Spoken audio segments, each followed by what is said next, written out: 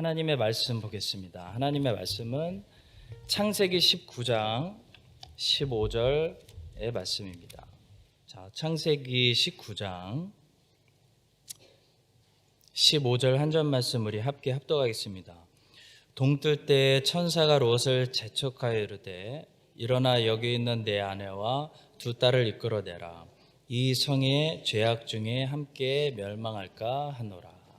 아멘. 지난 주일에 우리는 이 본문을 가지고 천사들이 어떻게 롯을 재촉해서 롯의 가족이 구원을 받게 했는지 살펴보았습니다. 천사들은 롯의 집으로 찾아갔고요. 앞으로 임하게 될 하나님의 심판에 대해서 좀 불편한 메시지지만 하나도 감하지 않고 다 설명했습니다. 말씀을 전했습니다. 그리고 설명만 한 것이 아니고 롯의 가족을 재촉해서 그들이 소돔과 고모라에 임하는 심판을 피하도록 이끌었습니다. 자, 여러분, 재촉하는 것이 전도라고 말했습니다. 자, 복음은 그 내용과 그 성격상 그냥 설명만 할 수 없고 반드시 재촉할 수밖에 없다고 말씀을 드렸습니다. 사도들이 그렇게 하고 있기 때문에 우리도 그렇게 해야 한다고, 그것이 전도라고 말씀을 드렸습니다. 자, 오늘은 동일한 말씀을 가지고 그렇다면 왜 재촉이 필요한지에 대해서 말씀을 나누기 원합니다. 지난 주일에는 이 재촉하는 천사들에게 우리가 집중을 했다면 오늘은 재촉을 받고 있는 롯과 롯의 가족들의 모습에 집중해서 왜 이 사람들은 이렇게 재촉이 꼭 필요했는지, 재촉이 없었다면 왜 구원받지 못했을지, 그 재촉이 필요한 이유 몇 가지를 살펴보고 함께 기도하는 그런 시간을 오늘 갖도록 하겠습니다. 자, 먼저 첫 번째로 죄인들에게 자꾸 반복해서 재촉하는 것이 필요한 이유는요, 죄인들은 하나님의 심판의 말씀을 농담으로 여기기 때문입니다. 자, 13절에 보시면 천사들이 롯에게 소돔성에 임하게 될 하나님의 무서운 심판의 말씀을 전하고 있습니다. 자, 그런데 14절을 보시면 롯이 그 말씀을 자기의 딸들과 결혼할 사위들에게 전했는데요, 사위들이 그 말씀을 농담으로 여겼다고 말하고 있습니다. 14절입니다. 롯이 나가서 그 딸들과 결혼할 사위들에게 말하여 이르기를 여호와께서 이 성을 멸하실 터이니 너희는 일어나 이곳에서 떠나라 하되 그의 사위들은 농담으로 여겼더라. 기가 막히죠. 그러나 이것이 죄인들의 반응입니다. 자, 여러분, 죄인들이 가지고 있는 특징이 있는데요, 바로 하나님의 말씀을 심각하게 듣지 않는다는 겁니다. 자, 농담으로 여긴다는 겁니다. 하나님께서는 이스라엘의 역사 내내 그들을 돌이키시기 위해서 선지자들을 보내셨습니다. 예레미야 선지자는 예루살렘 사람들에게 하나님이 이제 바벨론을 통해서 이 성을 심판하신다는 메시지를 선포했습니다. 자, 그런데 여호야김, 또 시드기야 이런 왕들은 어떻게 반응했죠? 여호야김은 예레미야를 가두거나 죽이려고 하거나 예레미야가 바룩을 통해 기록해서 보낸 그 하나님의 말씀, 그 서신서를 칼로 잘라서 불에 태워버렸습니다. 자, 그러다가 어떻게 됐죠? 예레미야를 통해 하신 하나님의 말씀이 진짜 이루어져서 바벨론 군대가 쳐들어와서 여호야김 왕을 죽여버리고 결국 나중에는 예루살렘 성을 완전히 무너뜨려 버렸습니다. 자, 성도 여러분, 하나님의 말씀은 한 번 선포하면 절대로 실패하는 일이 없습니다. 총알이 일단 총에서 나가면 뭐라도 맞추는 것처럼 하나님의 말씀은 한 번 선포돼 버리면 반드시 역사를 이룹니다. 자, 그런데 하나님의 선포된 말씀이 사도들을 통해 성경에 기록됐습니다. 여러분, 기록되었다는 것은 절대로 이제 변경될 수 없다는 것입니다. 자, 그런데 이 기록된 말씀이 어떤 메시지를 선포하고 있습니까? 죄를 향해, 세상을 향해 하나님의 심판이 다가오고 있다, 분명히 말하고 있습니다. 자, 따라서 복음을 거부하고 예수를 믿지 않는 사람들은 그 다가오는 하나님의 공의로운 심판을 피할 수 없다는 겁니다. 자, 그런데도 죄인들은 어떤 반응을 보일까요? 이걸 농담으로 여긴다는 겁니다. 웃기는 소리 하고 있네. 이렇게 생각한다는 겁니다. 이것이 죄인들의 어떻게 보면 정상적인 반응입니다. 자, 그렇기 때문에 뭐가 필요하냐면요. 자꾸 재촉이 필요합니다. 여러분, 재촉이 뭐냐면 자꾸 반복해서 말하는 겁니다. 반복하는 겁니다. 자, 죄인들은 한 번만 딱 하나님의 말씀을 들려주면 심각하게 받아들이지 않습니다. 농담으로 여기기 때문에 자꾸 반복해서 하나님의 말씀을 들려줘야 된다. 자, 그것이 재촉입니다. 자, 성도 여러분, 한 번 복음을 전해서 반응이 시원찮아도 절대로 실망하시지 마시기 바랍니다. 한 번 복음을 전해서 반응이 좋은 것이 오히려 깜짝 놀랄 만한 일입니다. 죄인들의 일반적인 반응은 한 번 복음을 들으면 농담으로 여기게 되어 있습니다. 심각하게 받아들이지 않는다는 겁니다. 자, 따라서 죄인들은 뭐가 필요하냐면 반드시 재촉이 필요합니다. 반복해서 말씀을 들려주는 것이 중요하다는 겁니다. 반복해서 복음을 들려줘야 이 죄인들은 조금씩 그 메시지의 심각성을 깨닫게 됩니다. 자, 전도라는 것은 절대로 한 번만 하는 일회성을 가지고 있으면 안 됩니다. 전도 안에는 반드시 반복해서 권유하는 이 재촉이 들어가야 됩니다. 그래야 전도입니다. 자, 오늘날 전도들이 많이 실패하는 이유는 아마도 재촉이 없기 때문일 수도 있습니다. 한 번 전하고 나는 할 일 다 했다. 그렇게 생각하니까 안 되는 거죠. 여러분, 우리가 도끼로 나무를 자를 때 한 번만 탁 치고 이 나무 안 넘어가네 하는 사람 없지 않습니까? 나무를 베려면 도끼로 나무를 몇 번 쳐야 하지 않겠습니까? 자, 전도도 한 번만 딱 하고 이 사람들 안 되겠네, 섣불리 판단할 수 없다는 겁니다. 반드시 반복이 있어야 됩니다. 재촉이 있어야 됩니다. 자, 예레미야는 딱 한 번만 전하지 않았습니다. 예레미야는 몇 년의 시간을 거쳐서 같은 메시지를 예루살렘 주민들에게 반복해서 말씀을 전했습니다.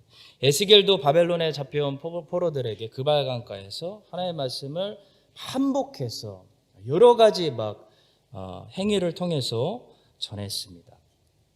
자, 그래서 하나님은 오늘도 자꾸 반복해서 우리들에게 말씀을 선포하십니다. 자, 왜 그럴까요?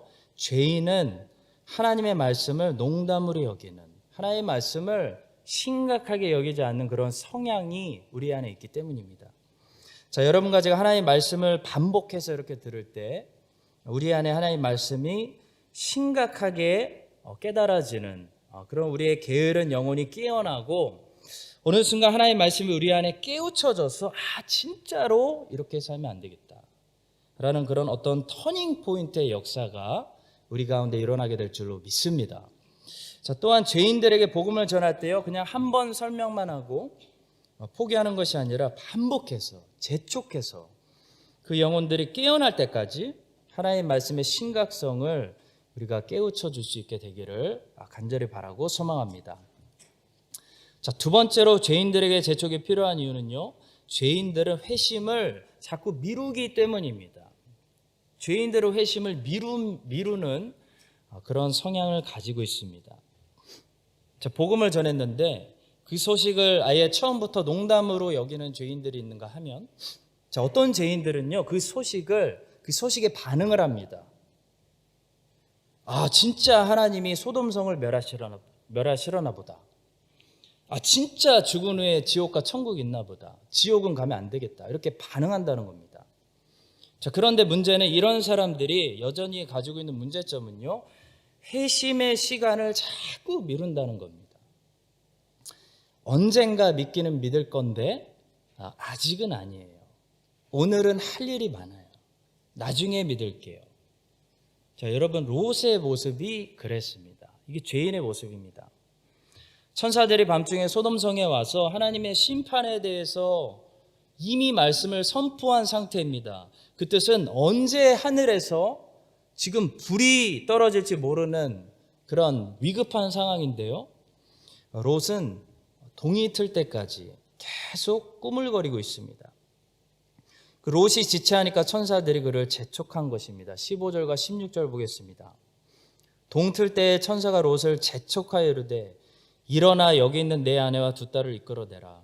이 성의 죄악 중에 함께 멸망할까 하노라. 그러나 롯이 지체하매 그 사람들이 롯의 손과 그 아내의 손과 두 딸의 손을 잡아 인도하여 성 밖에 두니 여호와께서 그에게 자비를 더하심이었더라. 자, 성도 여러분, 죄인에게 왜 재촉이 꼭 필요하냐면, 자, 죄인은 회심을 미루려는 성향을 가지고 있기 때문입니다. 벨릭스라는 로마 총독이 있었죠. 가이사라에서 사도 바울을 만났습니다. 자, 사도 바울이 벨릭스에게 말씀을 전하고 전도했더니 벨릭스의 양심이 찔렸습니다. 자, 그러나 그는 곧 자기의 찔린 양심을 어떻게 했냐면 진정시켰고 다시 죄인의 일상으로 늘 돌아가고 말았습니다. 사도행전 24장 25절에 아주 중요한 말씀이 있습니다. 바울이 의의 절제와 장차 오는 심판을 강론하니 벨릭스가 두려워하여 대답하되 지금은 가라. 내가 틈이 있으면 너를 부르리라. 여러분, 벨릭스가 지금 뭐라고 말했습니까? 지금은 안 된다라는 겁니다. 지금은 아직 아니다, 바울아. 나는 지금 잘 나가는 로마 총독이야. 지금은 아직 내가 예수를 믿을 때가 아니다, 바울아. 여러분, 복음은 항상 지금 회개하라고 말합니다. 지금 전심으로 예수를 믿으라고 말합니다. 지금 결단하지 않으면 또 기회가 없을 수도 있다고 말합니다. 근데 벨릭스는 뭐라고 그러죠? 벨릭스는 또 자기에게 기회가 있을 거라고 생각합니다. 내가 틈이 있으면 너를 부르리라. 자, 그는 언제라도 자기가 다시 바울을 만날 수 있을 거라고 생각했습니다. 그래서 미룬 겁니다. 지금은 가라. 자, 그런데 하나님은 벨릭스에게 다시 바울을 만날 수 있는 기회를 주지 않으셨습니다. 갑자기 유대 총독이 어느 날 벨릭스에서 베스도로 바뀌어버렸습니다. 벨릭스는 다시 로마로 돌아가면서 사도 바울의 존재를 완전히 잊어버리고 살게 됩니다. 여러분, C.S. 루이스가 쓴 스크루테이프라는 편지라는 아주 유명한 책이 있습니다. 아마 많이 읽으셨을 겁니다. 자, 이 책은 사탄이 어떻게 사람들을 유혹하는지, 사탄의 입장에서 진리를 살펴본 그런 재미있는 책이기 때문에 사탄이 어떤 전략을 가지고 우리를 공격하는지 너무나 잘 보여줍니다. 자, 거기에 보시면 이런 내용이 있습니다. 어떤 무신론자가 있었는데요. 대형 박물관에서 갑자기 문득 진리에 대해서 이 사람이 심각하게 생각하기 시작했습니다. 진짜로 만약에 하나님이 계시면 어떡하지? 진짜 하나님이 계신가? 진짜로 성경은 한번 깊이 연구해 볼 만한 가치가 있는 건가? 라고 이 사람이 진지해지기 시작했습니다. 자, 그랬을 때 사탄의 어떤 이 쫄개 중에서 하나는 이 사람을 어떻게 다시 유혹해야 된다고 생각하고 있었냐면 더 이성적으로, 더 과학적으로 생각하게 만들어서 야, 요즘같이 과학이 발달한 시대에 하나님이 있을 수 있겠냐? 그런 동화책 같은 곳에서나 나올 수 있는 말은 무시하는 게 좋다. 이런 방향으로 이 사람을 이끌어가고 유혹하고 있었는데요. 그런 방향으로 유혹하다가 이 사탄의 쫄개가 더 높은 악마 삼촌에게 심하게 혼이 났습니다. 그리고 더 높은 이 악마 삼촌이 그 쫄개에게 이렇게 한 수 가르쳐 줍니다. 그렇게 하면 안 돼. 그럴 땐 이렇게 해야 돼. 야, 그런 상황에서는 그렇게 유혹하면 안 돼. 괜히 이성을 건드렸다가 그 사람이 정말로 이성을 사용해서 정말로 진리를 찾게 될 수 있기 때문이야. 참 이성과 참 과학은 항상 진리로 사람들을 이끈다는 것을 명심하거라 라고 말하면서요, 사람들이 갑자기 그렇게 진리에 대해서 진지해지고 죽음 이후에 대해서 정말 심각하게 고민하게 되는 그런 상황이 오면 그 사람들을 어떻게 유혹해야 되는지, 어떻게 그 마음을 다시 돌려놔야 되는지 이런 방법을 알려주는데요. 그것이 굉장히 충격적입니다. 그는 이런 말로 유혹을 시작합니다. 야, 지금 점심 먹어야 될 때야. 지금 점심시간이야. 네가 지금 고민하는 문제가 중요한 건 맞아. 근데 지금 점심 먹어야 될 때야. 너 지금 배고프잖아. 잠깐 밖에 나가서 밥 좀 먹고 바람 좀 쐬고 그리고 다시 와서 진지하게 한번 생각해봐. 이렇게 유혹했습니다. 자, 그랬더니 그 무신론자가 어떻게 됐을까요? 대형 박물관에서 밖으로 나가자마자 눈앞에 펼쳐지는 자동차들의 모습, 바쁜 사람들의 모습, 그 도시의 소음을 들으면서 내가 지금까지 바보 같은 생각을 했군. 이게 현실인데. 라면서 다시 바쁜 세상으로 돌아가고 밥 먹고 나서 다시 진리에 대해서 심각하게 고민하는 그 자리로 다시는 돌아오지 못했습니다. 자, 여러분, C.S. 루이스가 지금 무엇을 말하고 있는 거죠? 회심을 미루게 하는 것이 사탄의 유혹이라는 겁니다. 여러분, 사탄은 우리에게 믿지 마라고 말하기보다는 내일 믿어라고 말합니다. 지금 믿지 말라는 겁니다. 다음에 믿으라는 겁니다. 오늘은 아직 예수님을 네가 전심으로 따라가기에는 준비되지 않았다고 말하는 것이 사탄의 음성입니다. 여러분, 성경은 지금 전심으로 예수 그리스도를 따르라고 말합니다. 근데 사탄은 지금은 조금만 따라, 파트타임으로 따라, 두 마음으로 따라, 천천히 살살 따라, 그리고 내일, 내년 좀 먹고 살기 편해지면 지금 너의 그 문제부터 해결해야지. 그거 해결되면 그때 전심으로 너는 언젠가 전심으로 예수를 따르는 그런 제자가 될 거야. 언젠가. 그렇게 말한다는 겁니다. 여러분, 그래서 예수 그리스도를 따르려면 주님이 직접 말씀하신 반드시 지켜야 할 조건이 두 가지 있는데요. 바로 즉시와 먼저입니다. 자, 주님을 따르려면요, 주님이 먼저가 돼야 따를 수 있습니다. 안 그러면 주님을 따르는 것이 불가능합니다. 자, 또 주님을 따르려면 즉시 따라야 됩니다. 안 그러면 주님은 가실 수도 있습니다. 자, 나중에 따르려고 보면 주님은 이미 가셨습니다. 여러분, 즉시라는 것은 시간적인 개념이고요. 먼저라는 것은 가치적인 개념입니다. 무엇이 더 가치가 있는가에 따라서 우리는 우선순위를 정하죠. 자, 주님은 너희는 먼저 그의 나라와 그의 의를 구하라 말씀하셨습니다. 이 말씀은 너희들의 가치관이 너희들이 가치 있게 여기는 것들이 하나님 나라가 돼야 된다라는 말씀입니다. 여러분, 순서적으로만 하나님의 나라를 위해서 먼저 기도하고 내 기도한다고 하나님의 나라를 위해서 먼저 기도하는 것이 아닐 수도 있습니다. 여전히 세속적인 욕망과 나의 육체적인 필요를 더 중요하게 생각하는 어떤 사람이 순서적으로 주님이 그렇게 말씀하셨으니까 순서적으로만 먼저 하나님의 나라를 위해서 기도했다고 해서 그 사람의 가치관이 변하는 것은 아닙니다. 육적인 사람은 나중에 기도하더라도 여전히 육적인 것을 자기의 최고의 가치로 여기는 것입니다. 자, 주님이 여기서 너희는 먼저 하나님의 나라와 그의 의를 구하라.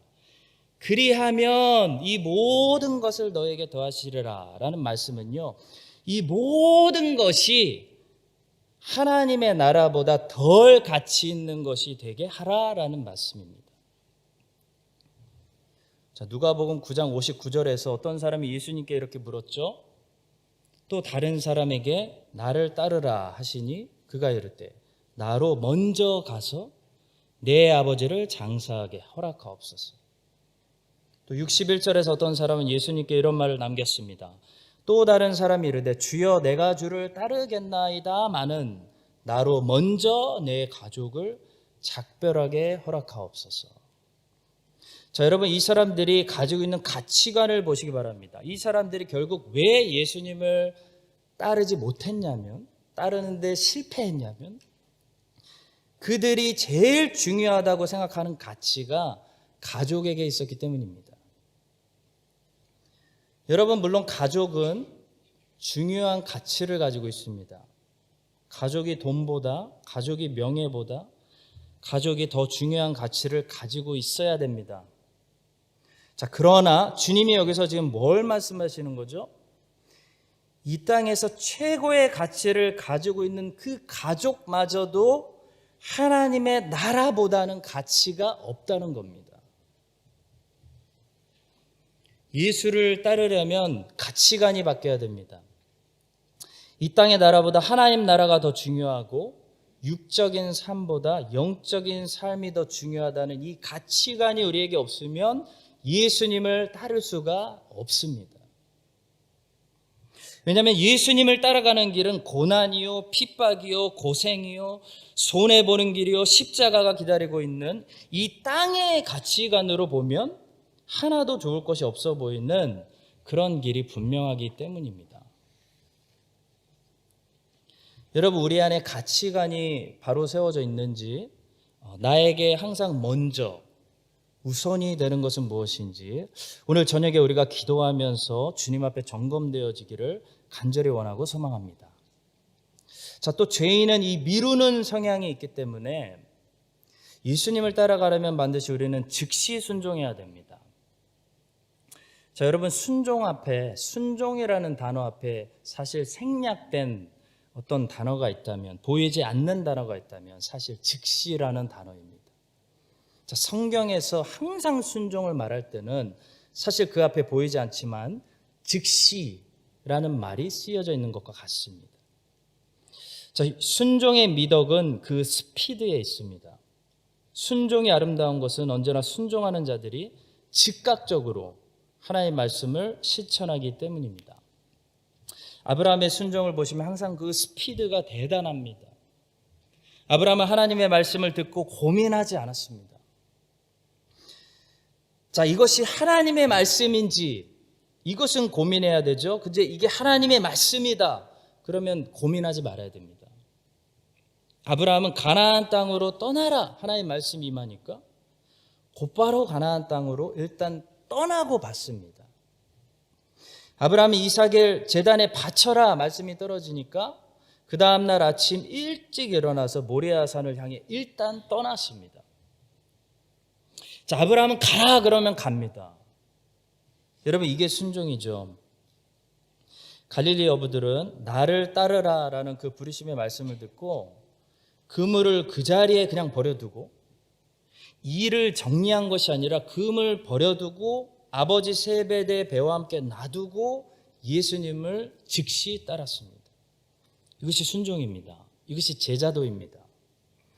자, 예수 그리스도를 따르려면, 예수 그리스도의 제자가 되려면요, 주님이 나의 인생 가운데 어느 상황 가운데 나를 부르심하더라도 즉시 그물을 내려놓고 주님을 먼저 따라가야 주님의 제자가 됩니다.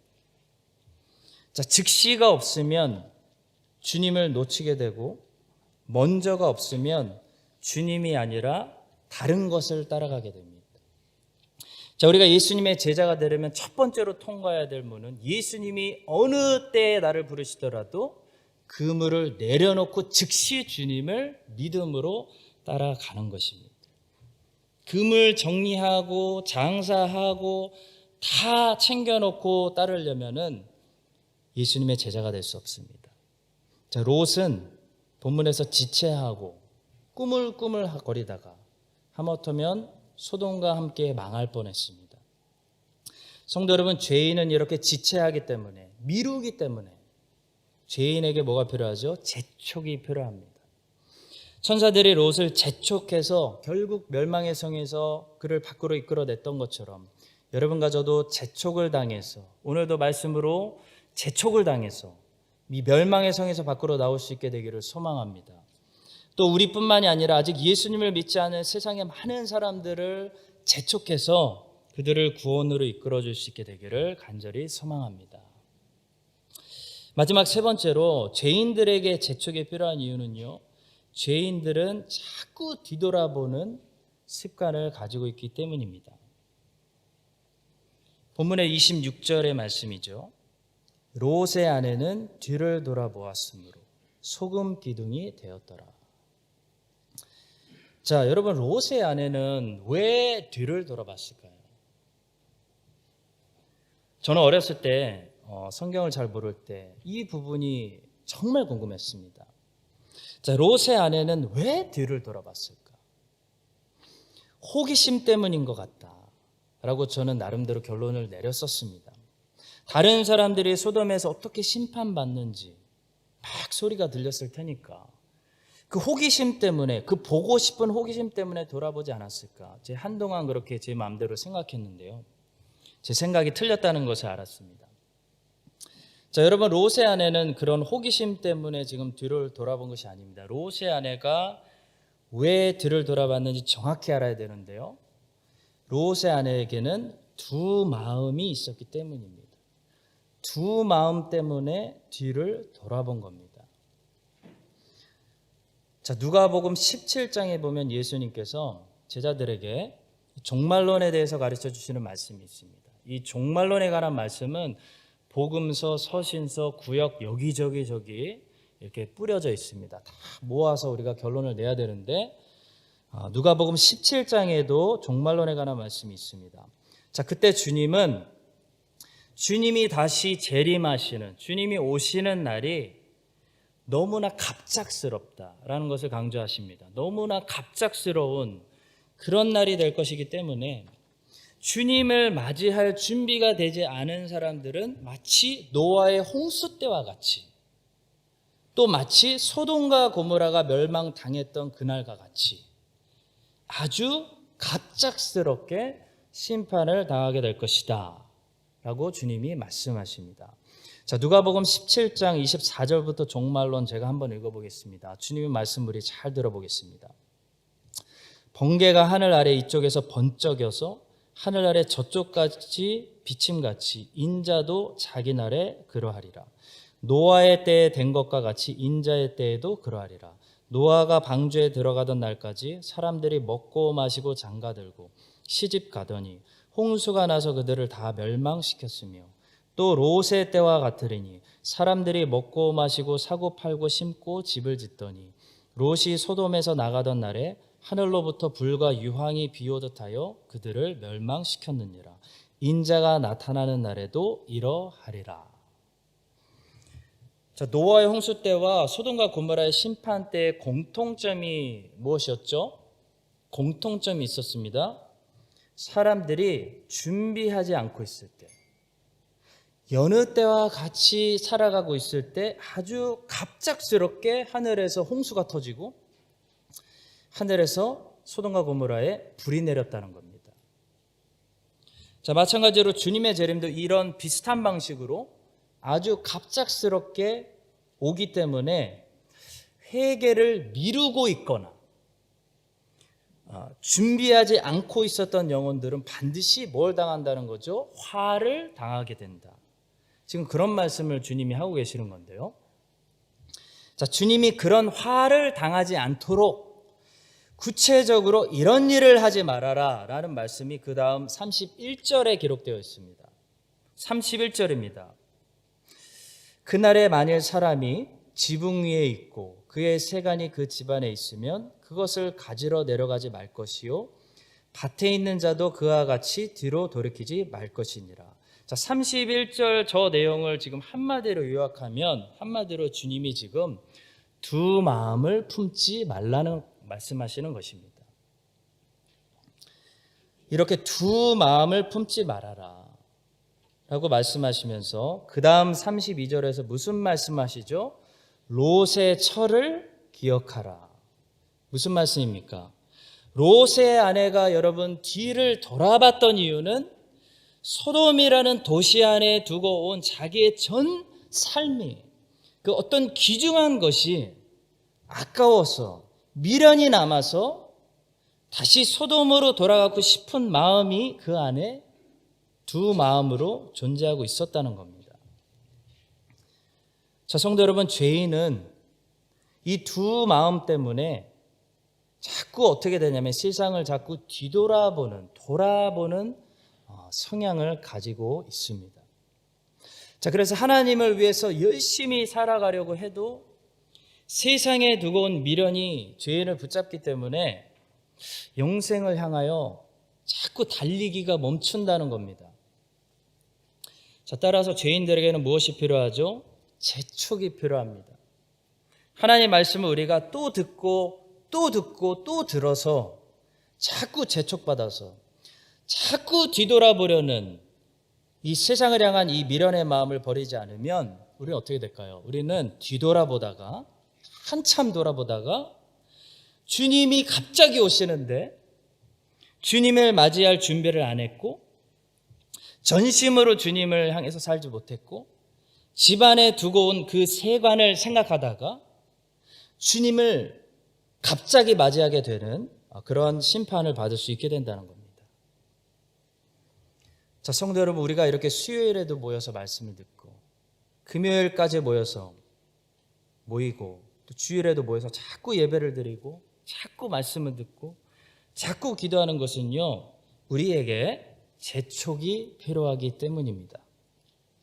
재촉이 뭡니까? 우리가 두 마음을 품고 자꾸 세상을 돌아보지 않도록 우리를 자꾸 반복해서 앞으로 이끌어주는 재촉입니다. 그것이 재촉입니다. 재촉은 나쁜 것이 아닙니다. 죄인들에게는 재촉이 반드시 필요합니다. 자꾸 재촉받지 않으면 우리 안에는 두 마음이 생겨버립니다.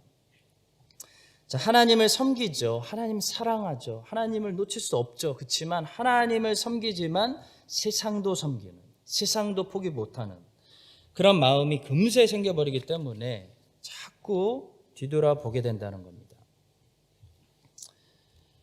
자, 여러분, 두 마음이 생긴 사람은 롯의 아내처럼 반드시 뒤를 돌아보게 돼 있습니다. 그리고 뒤를 돌아본다는 것은 앞으로 전력 질주해서 달려갈 수 없다는 것을 말합니다.